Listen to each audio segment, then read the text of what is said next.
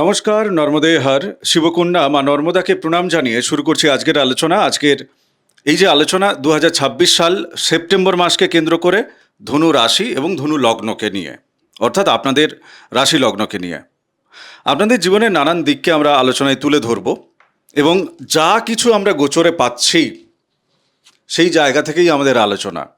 এবার আপনার জন্মছকে যে গ্রহাবস্থানগুলো আছে তার সাথে যদি এই গোচরের গ্রহাবস্থান মিলে যায়, যেমন ধরুন এখন একাদশে এখানে শুক্র আছে গোচরে, আপনাদের যার জন্মছকে একাদশে শুক্র আছে তিনি তখন এই একাদশের শুক্রের যে ফলগুলো তপেশদা বলবে আপনি দেখবেন আপনার জীবনে হুবহু সেই জায়গাগুলো আপনি পাচ্ছেন। কেমন?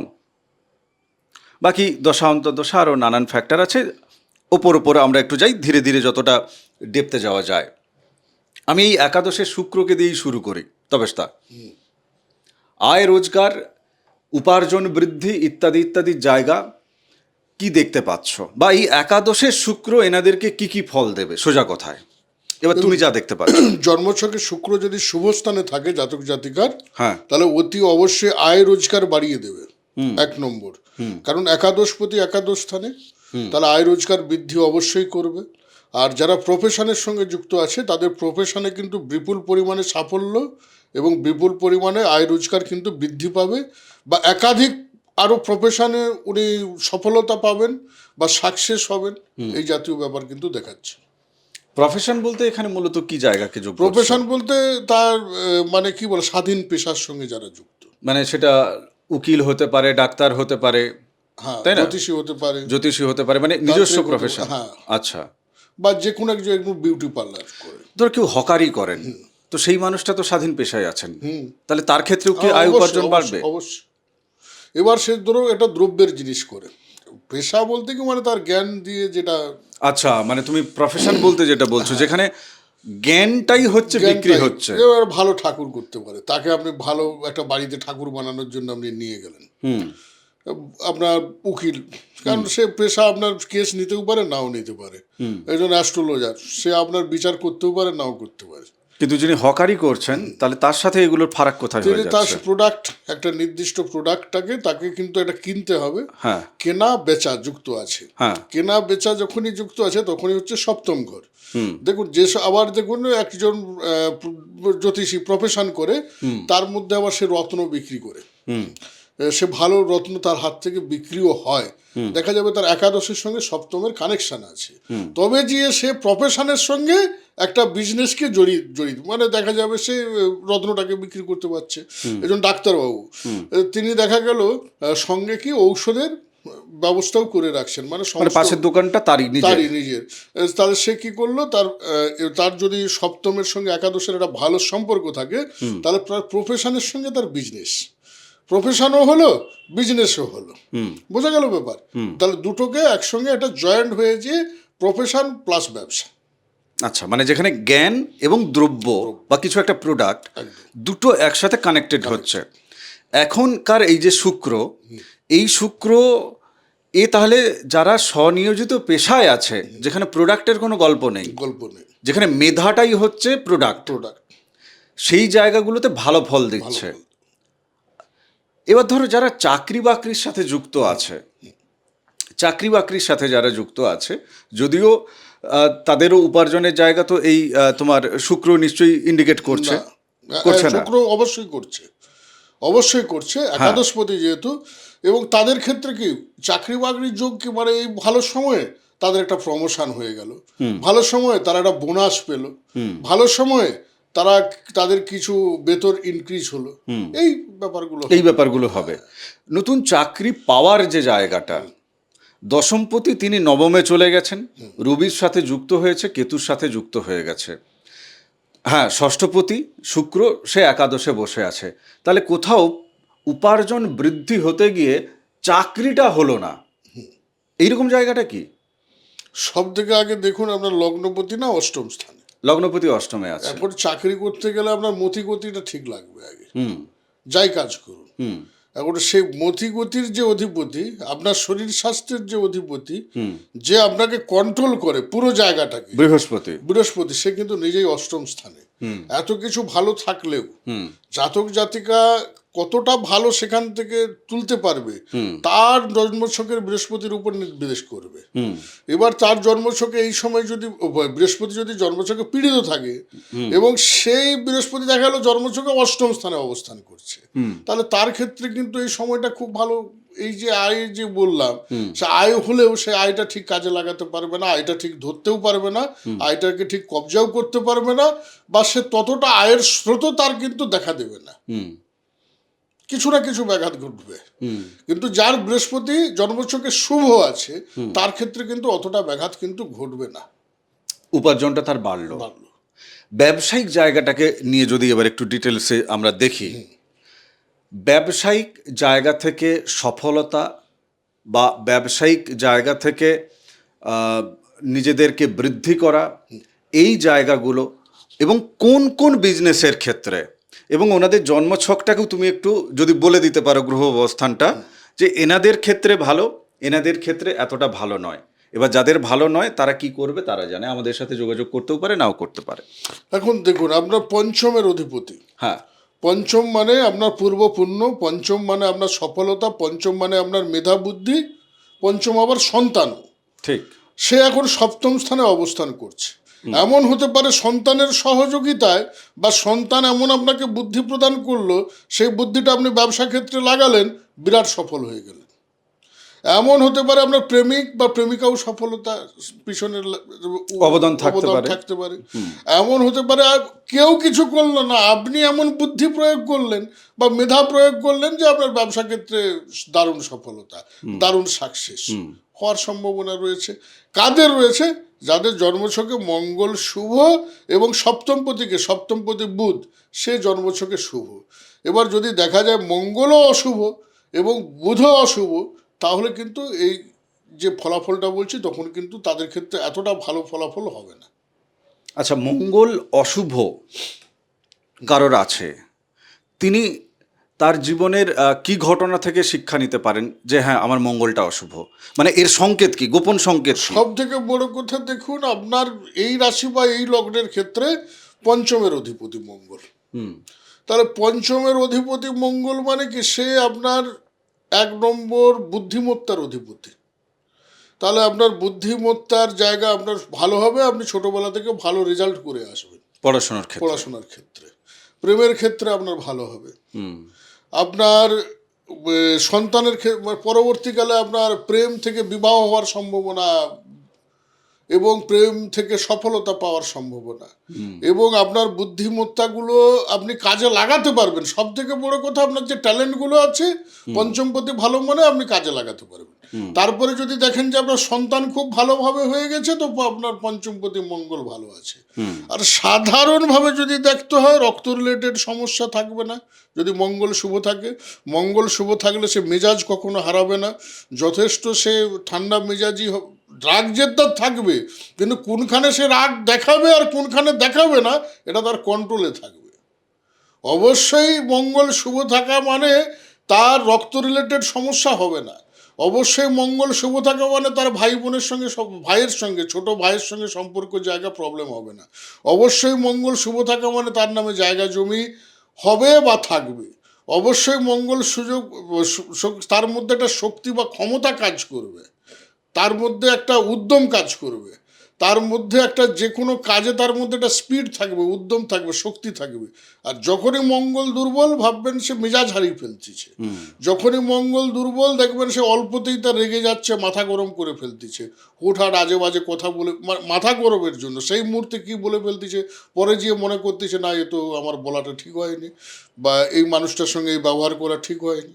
তাহলে আপনার বল বীর্যের কারক গ্রহই হচ্ছে মঙ্গল। তাহলে আপনার মধ্যে যতটা ক্ষমতা থাকবে, ক্ষমতা কি? আপনার ধৈর্য ধরার ক্ষমতা। আপনার যেখানে বল লাগবে সেখানে আপনি প্রয়োগ করুন। দেখায় মঙ্গল অশুভ থাকলে কি, যেখানে গন্ডগোল আরম্ভ সেখানে কাঁপতেছি, আর যেখানে নিজে দেখা যাবে বাড়ির লোকের সঙ্গে মারপিট করতেছি। মঙ্গল হচ্ছে এটা অশুভতার লক্ষণ। মঙ্গল শুভ থাকলে সে কি করবে না, সে শত্রুর সঙ্গে লড়াই করবে, সে বর্ডারে গিয়ে বিরোধী পক্ষকে অশুভ লোকেদের ক্ষতি করে আসবে, সে কখনো নিজেদের মানুষের বা নিজের ক্ষতি বা নিজের দেশের ক্ষতি করবে না।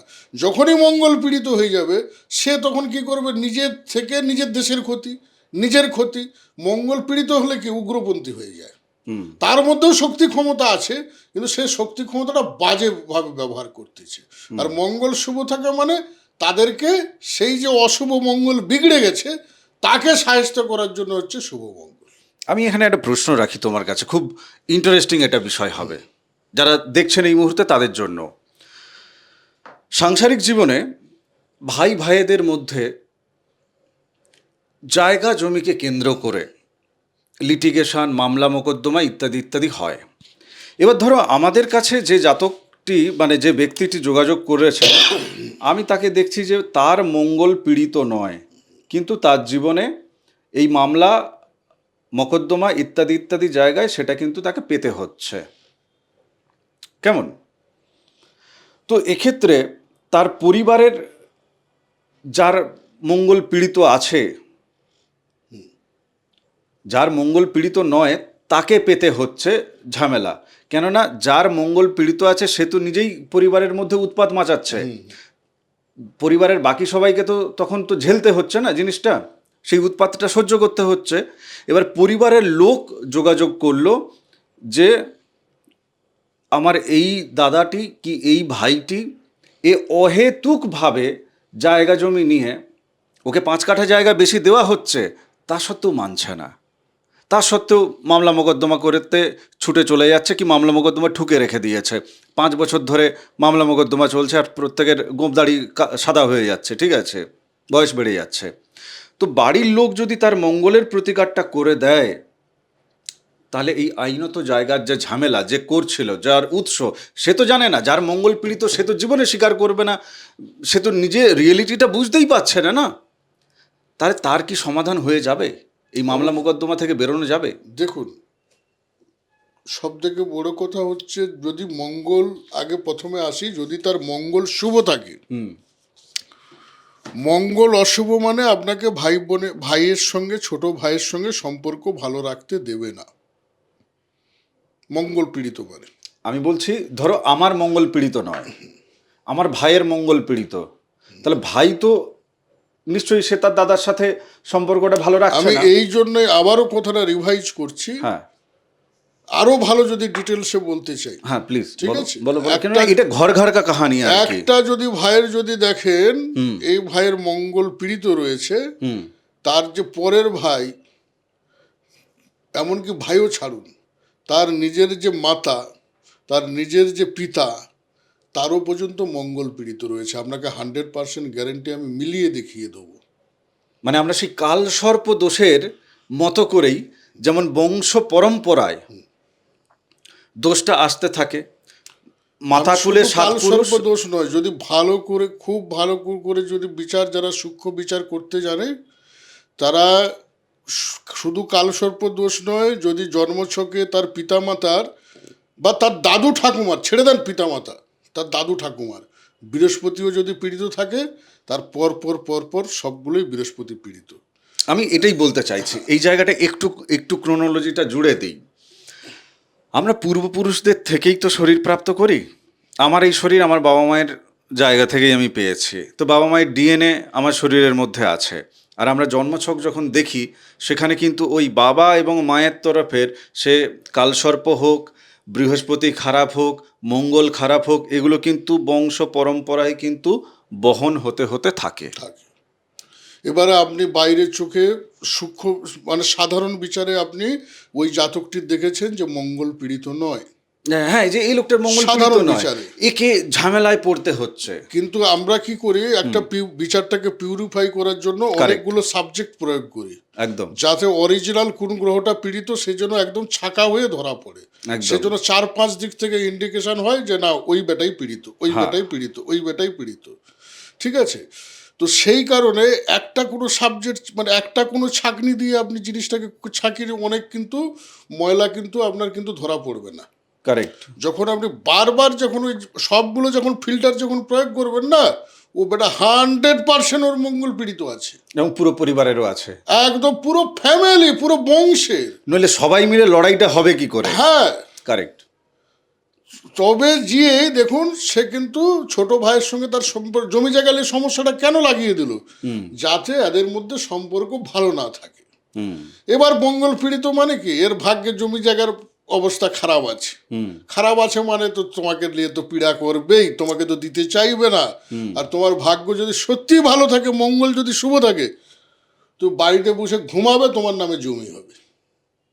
গ্রহ এইরকমই ফল দেয়। সে দেখা যাবে বাইরে কোথাও জমি কিনেছে, সেখানে সে মারপিট করছে, কিন্তু এর সাথে করবে না না। তখন। যার পীড়া মানে পীড়িত আছে মঙ্গল, সে বাইরে নিজের নামে কোথাও জমি কিনেছে, সেখানে দেখা যাবে জমি নিয়ে তার জীবনে হয়তো ঝামেলা আসছে। জমিতে হয়তো ঋণ হয়ে গেছে, ঋণের কারণ, গ্রহ তো একইভাবে রেজাল্ট দেয় না, বিভিন্ন দিক থেকে রেজাল্ট দিতে পারে। আচ্ছা, এই মুহূর্তে এই সেপ্টেম্বর মাসে এনাদেরকে যে আয় উপার্জনটা যেটা দেবে, এই আয় উপার্জনটা কোথাও থেকে ঋণের দিকে চলে যাবে না তো? মানে ঋণ মেটাতে বা রোগ ভোগের জন্য? কেননা ষষ্ঠপতি তিনি শুক্র, তিনি নিজে উপার্জনের জায়গায় এসছেন। এই জায়গাটা একটু একটু আলোকপাত দাও। অ্যাকচুয়ালি দেখুন, এই যে ধনু রাশি বা ধনু লগ্নের ক্ষেত্রে, ধনু রাশি বা ধনু লগ্নের হচ্ছে বৃহস্পতি হচ্ছে এর মালিক, ঠিক আছে? তো বৃহস্পতির সঙ্গে শুক্রের কিন্তু খুব একটা ভালো সম্পর্ক নয়। এবার হচ্ছে সে একাদশপতি, মানে শুক্র যদি একাদশপতি হিসাবে খুবই যদি শুভ থাকে, খুবই যদি শুভ জন্মছকে থাকে, তাহলে কি হলো, এই যে আপনি যেটা বললেন নেগেটিভ ব্যাপারটা, এটা কিন্তু তাকে কিন্তু অনেকটাই কম দেবে, দিবে না বলে চলে না, যে অনেক কম দেবে, অনেক কম দেবে। কিন্তু যদি গুণাক্ষরেও যদি শুক্র পীড়িত হয়, তো এই একাদশের রেজাল্ট কতটা পাবে তো জানি না, বরং ঘুরে ওই ষষ্ঠ স্থানের রেজাল্টটাই কিন্তু বেশি বেশি করে পাবেন। কারণ লগ্নপতির সঙ্গে এই যে গ্রহের ততটা সুসম্পর্ক নেই। যদি সুসম্পর্ক থাকতো তাহলে কিন্তু ষষ্ঠের রেজাল্টটা অতটা বেশি দিত না। কিন্তু এখানে একাদশের থেকে যখনই একটুখানি পীড়িত হয়ে যাবে, ও কিন্তু একাদশের থেকে ষষ্ঠের রেজাল্ট বেশি দিয়ে যাবে। আচ্ছা, শুক্র পীড়িত, আমি শুধু গ্রহ অবস্থান অনুযায়ী তুমি ফল বলার দরকার নেই। শুক্র পীড়িত উনি বুঝবেন কি করে? যাদের কাছে জন্মছক আছে তারা বুঝবে কি করে? জাস্ট দুটো তিনটে লাইনে দাও। 1 নম্বর, শুক্র হচ্ছে সেক্সুয়াল অঙ্গ প্রত্যঙ্গের কারক গ্রহ, জাতক কিংবা জাতিকাদের। তুমি শুধু গ্রহ অবস্থানটা বলো, জন্মছকে মানে জন্মছকে গ্রহ কাকে নিয়ে বসে আছে, কোথায় বসে আছে, শুধু ফল দরকার জন্মছকে নেই। তো করে যদি আপনার শুক্র ষষ্ঠের অধিপতি হয়ে যদি সপ্তমে বসে থাকে, সেও কিন্তু অশুভ। যদি অষ্টমে বসে থাকে, সেও অশুভ। যদি আপনার লগ্নেও বসে থাকে, সে যে খুব শুভ তাও নয়। কারণ হচ্ছে কি, সে ষষ্ঠের অধিপতি, সে আপনার লগ্নে বসে থাকলো, তাহলে এটা অশুভ। এবং যেখানে ষষ্ঠপতি হিসাবে এবং লগ্নপতির মানে মিত্র নয় যেহেতু, একমাত্র সে যদি একাদশ স্থানে অবস্থান করে নিজের ঘরে, সব থেকে সেটাই শুভ। আর বাদ বাকি যে ঘরে সে যদি ভালো যতটা দেবে, ঠিক খারাপটাও ততটা কিন্তু আপনার জন্য ব্যবস্থা আছে। এই মুহূর্তে এনাদের বিবাহিত জীবনকে নিয়ে কোনো তন্ত্রক্রিয়া বা সেক্ষেত্রে মানে ধরো তোমার পালিয়ে একটা সম্পর্ক, মানে বিবাহিত সম্পর্ক, সেখান থেকে পালিয়ে গিয়ে অন্য আরেকজনের সাথে বিয়ে করে ফেলা, মানে যেখানে পরকীয়া ধরা পড়ে গেছে বা সম্পর্কটা ক্লিয়ার হয়ে গেছে, পালিয়ে যাওয়ার এইরকম যোগ তুমি দেখতে পাচ্ছ কি? সব থেকে কিন্তু প্রেম করে বিবাহ যোগ সব থেকে আমি বেশি দেখতে পাচ্ছি। এবার যদি বলেন কেন, কারণ হচ্ছে প্রেমের অধিপতি, পঞ্চমের অধিপতি, সে সব না, সেটা আমি দেখে নিয়েছি। আমি শুধু পালিয়ে যাওয়া, মানে ধরো একটা বিবাহিত সম্পর্ক থেকে কোনো একজন পুরুষ বা মহিলা তিনি চলে গেলেন তার এক্সট্রা যে ম্যারিটাল যে রিলেশন ছিল যার সাথে, তার কাছে, এই রকম জায়গা তুমি দেখতে পাচ্ছ কি? পালিয়ে যাওয়ার বলতে এখন প্ল্যানিং হবে, দেখুন নবমে বসে আছে, পালিয়ে যাওয়ার প্ল্যানিং হবে, কিন্তু যেতে যেও বাধা হবে, কারণ কেতু অবস্থান করছে বলে। কিন্তু প্ল্যানিং চলছে, প্ল্যানিং 100% প্ল্যানিং চলছে, এবং এই প্ল্যানিংয়ে সে কিছুটা ভাগ্যেরও সহযোগিতা পাচ্ছে। এবার যতটা ভাগ্যের সহযোগিতা পেলে বেরিয়ে যেতে পারবে, সেই জায়গাটায় কোথাও না কোথাও জালে আটকে পড়বে বা বাধা সৃষ্টি হবে, যেও যাওয়া হবে না। এনাকে ফাঁসাবে না? এনার যিনি পার্টনার আছেন, বৃষ রাশি ধনু রাশি ধনু লগ্নের জাতক জাতিকা যিনি আছেন, মূলত লগ্নকে কেন্দ্র করে আমি বলছি, এনাকে বিপদে ফেলানোর চক্রান্ত হচ্ছে না? দেখুন, যা কিছু চক্রান্ত, যা কিছু অসুবিধা, এই যে সেপ্টেম্বর মাসের মধ্যখান পর্যন্ত, এই মধ্যখান যদি পেরোতে পারেন তাহলে আপনি সফল হয়ে গেলেন, তাহলে আর কোনো বাধা নয়। কোন কোন গ্রহ ভালো থাকলে মধ্যখান আমাদের সাথে যোগাযোগ না করে উনি নিজেই পার করে নিতে সবথেকে পারবেন? ভালো কথা, বুধ যদি ভালো থাকে, মঙ্গল যদি ভালো থাকে, এই দুটো ভালো থাকলে আপনার তরি এই সময় পার করিয়ে দেবে, নইলে ফিল্ডিং সেটিং চলছে। পার করিয়ে দেবে আপনাকে। বৃহস্পতি অষ্টমে, হ্যাঁ, তোমার কর্কটে বসে আছে তুঙ্গস্থ হয়ে, যেখান থেকে তোমার মোক্ষ, জেল, জরিমানা, ক্ষয়ক্ষতির দিকে দৃষ্টি পড়ে আছে, তাই না? তো স্বাভাবিক কারণে কোথাও আইনত জায়গা থেকে ফেঁসে যাওয়ার জায়গা তৈরি হচ্ছে না? অবশ্যই আছে, বন্ধন ভয় আছে, অ্যাক্সিডেন্টাল যোগ আছে, যাদের কিন্তু জন্মছকে বৃহস্পতি পীড়িত আছে। যদি জন্মছকে বৃহস্পতি পীড়িত না হয় কিন্তু ভয় পাওয়ার কোনো ব্যাপারই নেই, না, দরকার নেই। কিন্তু যাদের পীড়িত আছে তাদের কিন্তু ভয়ঙ্কর পরিস্থিতি। যাদের পীড়িত আছে একটু ভয়ঙ্কর পরিস্থিতি সংকেত দিয়ে দাও, জীবনে ঘটা দুটো তিনটে ঘটনা।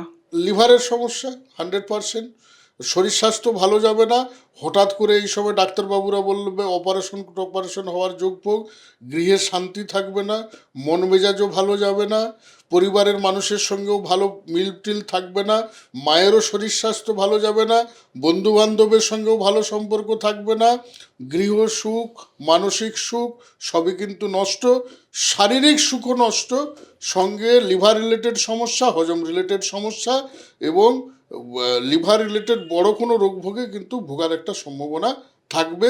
তার কারণ লগ্নপতি তুঙ্গস্থ হয়ে অষ্টম স্থানে। এবার যাদের কিন্তু বৃহস্পতি জন্মছকে ভীষণ শুভ আছে তাদের ভয় পাওয়ার দরকার নেই, কিন্তু যাদের জন্মছকে পীড়িত আছে তাদের কিন্তু ভয়ঙ্কর পরিস্থিতি হওয়ার সম্ভাবনা কিন্তু রয়েছে। সব থেকে বড় কথা, তাদের সাবধানতা অবলম্বন আগে করা উচিত। তুমি কি সেপ্টেম্বরকে নিয়ে এগুলো মেলাচ্ছিলে? হ্যাঁ, সেপ্টেম্বর না, আমি অতীত মেলাও তুমি, কেননা এটা বৃহস্পতি অষ্টমে বসে আছে, খুব ভাইটাল জায়গা। একটু জুলাই আগস্ট মেলাও। জুলাই আগস্টে কি পেয়েছে যাদের বৃহস্পতি খারাপ আছে? আপনি আমাদের সাথে যোগাযোগ করার আগেই মেলান, ফিজ দেওয়ার আগেই ও ঘরে বসে আপনার মিলিয়ে নিন, কোনো চাপ নেই। যাদের বৃহস্পতি জন্মছকে খারাপ আছে জুলাই আগস্টে তারা কি পেয়েছে? বৃহস্পতি যাদের অশুভ আছে তাদেরও কিন্তু জুলাই আগস্ট থেকেও কিন্তু তাদের এইসব ব্যাপারে কিন্তু খুব ভালো যাচ্ছে না। মানে শরীরের জায়গা থেকে, লিভারের জায়গা থেকে, পারিবারিক ঝগড়াঝাটি চলছে বলছো নাকি? অবশ্যই পরিবার কেন্দ্রিক এবং নিজের শরীর স্বাস্থ্য কেন্দ্রিক এবং নিজের মন মেজাজ কেন্দ্রিক, বন্ধু বান্ধব কেন্দ্রিক, মাতৃ সুখ কেন্দ্রিক, গৃহ সুখ কেন্দ্রিক এবং জায়গা জমি সুখ কেন্দ্রিক। জায়গা থেকে জায়গা জমি, মানে ধরো ওনার দাদুর, সে মামা বাড়ির দাদু হতে পারে বা তোমার নিজের দাদু হতে পারে, বাবার বাবা, সেখান থেকে জায়গা জমি আসার জায়গা আছে না ক্ষয় হয়ে যাওয়ার জায়গা আছে? এইটা বিরাট প্রশ্ন, কিন্তু দুর্দান্ত প্রশ্ন।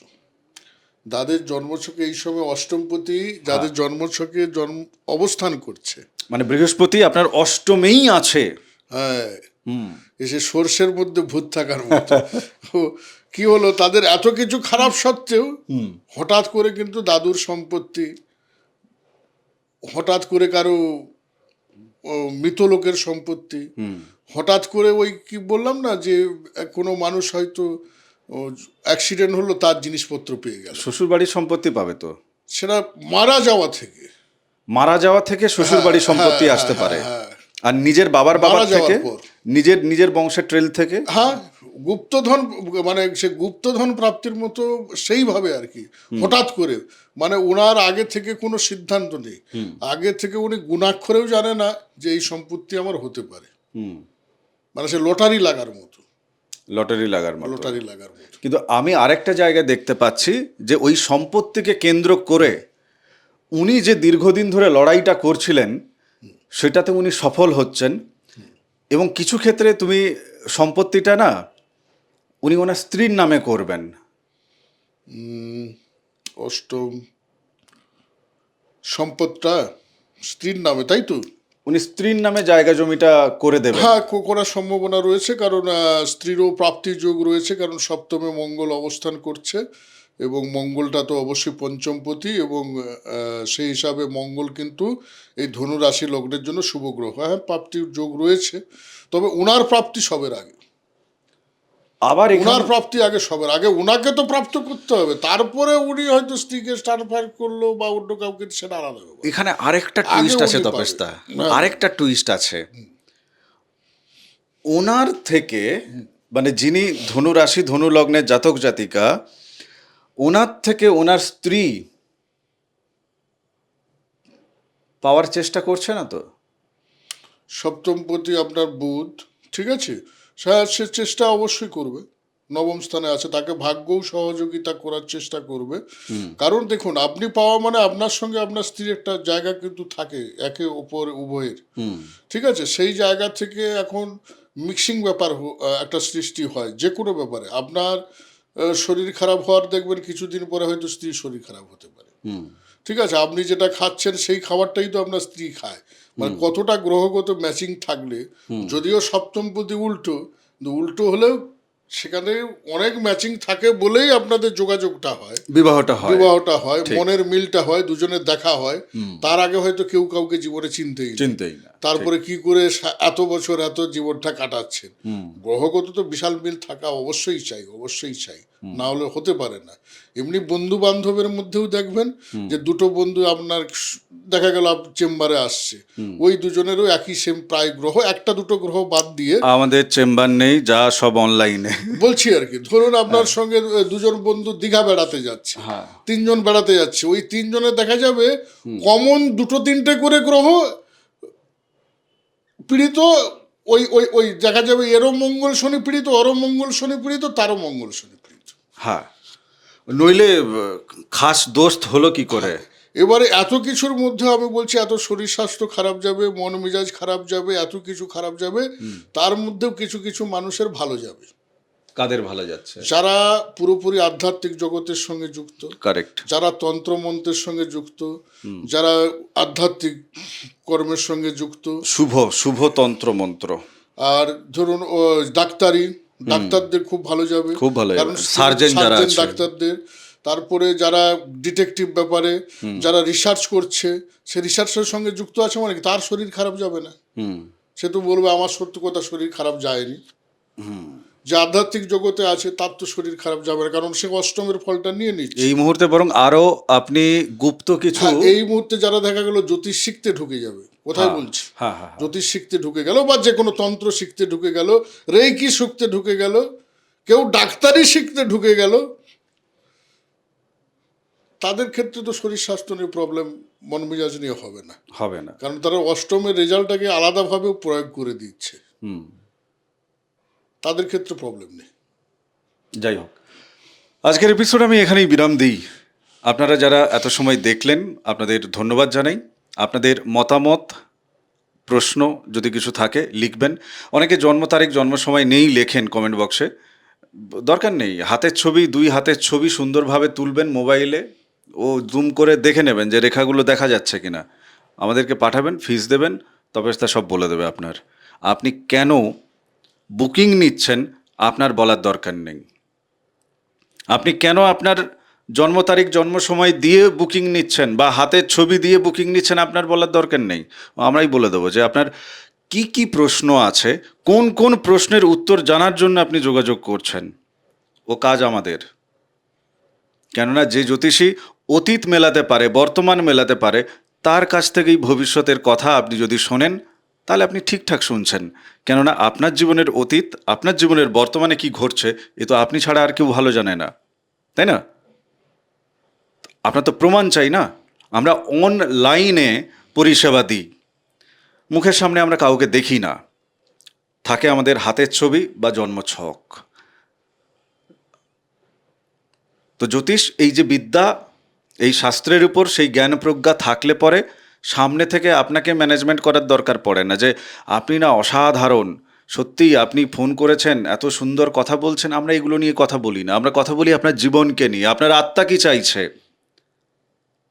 আপনার জীবন কি চাইছে।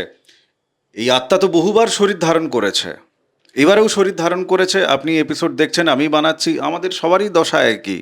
তো আমার আত্মা কি চাইছে সেটা আমার জন্য জানা জরুরি। এবং আমি যদি আমার আত্মার নিরিখে কর্ম করি, যেমন যার জন্মছকে অষ্টমে বৃহস্পতি বসে আছে, তিনি যদি রিসার্চ করেন তার শরীর ভালো থাকবে। তিনি যদি আধ্যাত্মিকতার সাথে যুক্ত থাকেন তার শরীর ভালো থাকবে। বলছে না যে ভালো ফল পাবে অষ্টমে থাকা সত্ত্বেও। তাই আত্মা যা চাইছে তা যদি করা যায়, ওটাই সব থেকে বড় গুপ্তধন, ওটাই সব থেকে বড় প্রতিকার। রত্ন কবচ মাদুলি এটা ওটা সেটা শিকড় বাকড় আগার বাগার এসব কিচ্ছু লাগবে না।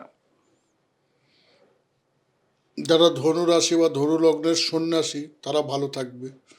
আর যারা ওই মৃত, মানে ধরুন শ্মশানে হচ্ছে যে তারা সৎ সৎ কার্যের সঙ্গে যুক্ত, সৎকার করায় আর কি, মানে দাহ করায়, তাদেরও শরীর স্বাস্থ্য ভালো যাবে। যাই হোক, তো এখন চাচ্ছে তাহলে বৃহস্পতি কি চাচ্ছে? বৃহস্পতি চাইছে আধ্যাত্মিক দিকে। ভাই এই যা দেবে, কিছু বাদ ছাড়ো, সিক্স সেন্স জাগিয়ে দেবে, এখন সবকিছু ছেড়ে কুণ্ডলিনী জাগিয়ে দেবে। এখন সেটাই চাচ্ছে এবং সেদিকে যাওয়াটাই উচিত। গেলে কিন্তু ওইটুকু করলেই কিন্তু সবকিছু সমস্যা। সংসার ছেড়ে কোথাও যেতে হবে না, আমরা সবাই সংসারী, আমরা কেউ গাছ জঙ্গলে বসে এপিসোড বানাচ্ছি না।